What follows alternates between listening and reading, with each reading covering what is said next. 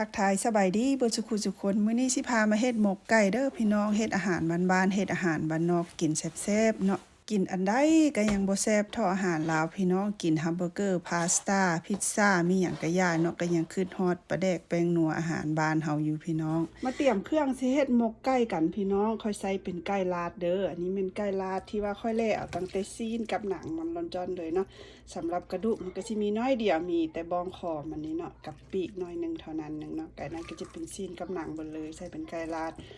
ล้างทำความสะอาดดีแล้วไว้เตรียมเครื่องเนาะกะชิมีเครื่องกะชิมีบักเพชร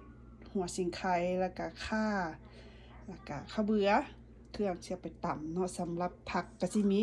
หอมแดงอยู่ถ้วยกระเทินนึงแล้วก็ชิมีเห็ดนี่ใส่เป็นเห็ดเฟืองเนาะเห็ดหยังก็ได้แต่ว่าค่อยมีเห็ดเฟืองในตู้เย็นค่อยก็เอามาใส่นะสำหรับผักมันก็สิมีผักซีนี่ใส่จุกๆเลยมันจะค่อยหอมเนาะแล้วก็ใบขี้หูด7-8 ใบ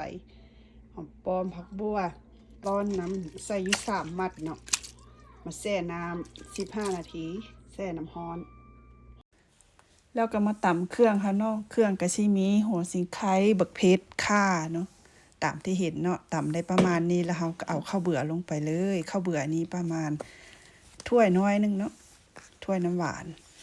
แล้วเราก็มาเริ่มปรุงกันเลยเอาซีนไก่ลงไปแล้วก็เอาร้อนลงไปร้อนนี่แช่น้ำ15 นาทีแล้วก็มาสับให้มันสั้นได้เนาะสับจาก4-5 ท่อนแล้วก็ใส่เห็ดลงไปหัวหอมแดงลงไปใบขี้หูดนี่ก็ตามความมักเลยเด้อค่อยใส่ประมาณ 7-8 ใบเนาะเอาก็มาจี้ๆให้มันแตกสักก่อนแล้วก็สิมีหอมป้อมผักบัวผักซีนี่ใส่เอาหลายมันจังหอมเนาะมันจะเฮ็ดให้หมกไก่เฮาหอมแซ่บหลังจากใส่แล้ว3รู้สึกว่ามันน้อยมันสิคนยากก็มาเปลี่ยน3พี่น้องกะบ่ถึกแล้วก็แป้งนัวลงไป2 บ้วงกาแฟเกลือ2 บ้วงกาแฟแล้วก็สิมีน้ำปลานี่2 จ่องเป็นแบนนี่เด้อ2 ทัพทีเนาะแล้วก็ปลาแดกคือกัน2 ทัพทีนี่เนาะ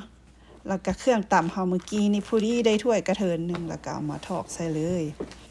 เฮาใส่เครื่องสมุนไพรหลายๆใส่เครื่องหนักๆเนาะเวลาเฮากินมันจะค่อยบ่รู้สึกกุยรู้สึกคาวนะพี่น้อง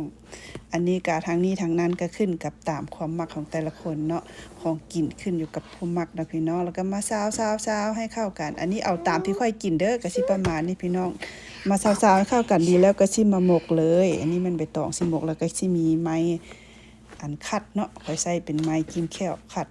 แล้วก็ตักใส่ตองนี่เอาหย่องค่อยกันใส่2 ใบเนาะแล้วก็หุบขึ้นเลยพี่น้องหุบขึ้นหุบท้ายหุบขวาแล้วก็เอาไม้คัดค่อยก็สิเฮ็ดแบบสบายสไตล์ที่ค่อยเฮ็ดกินเนาะพี่น้องเนาะบ่ได้เฮ็ดขายบ่งามแต่ก็ย่ามันเพราะว่าใบตองอยู่พี่มันจะเป็นใบตองฟรีเซอร์นะพี่น้องมันแช่แข็งมามันจะบ่ได้ใจเฮาปานใดเวลาเฮามาเฮ็ดหมกเฮ็ดหยังนี่นะมันจะห่อบ่งามว่าซั่นซะใบตองบ่มันบ่สดทนาแล้วก็สิเอามานึ่งใช้เวลานึ่งอยู่ประมาณชั่วโมงปลายๆพุ่นล่ะเนาะเพราะว่าซีนไก่มันก็อยากนึ่งเอาโดนแดงเนาะตอนนี้ก็คือว่านึ่งสุกแล้วพี่น้องใช้เวลานึ่งอยู่ประมาณชั่วโมง20 นาทีเนาะก็จะได้ไข่ออกมาก็จะได้เป็นแบบสีตอนนี้ยังร้อนๆอยู่เนาะเอามาไข่เบิ่งก็จะได้เป็นแบบสีหมกไก่แซ่บๆกินกับข้าวเหนียวเนาะข้าวเหนียวคุยแซ่บๆ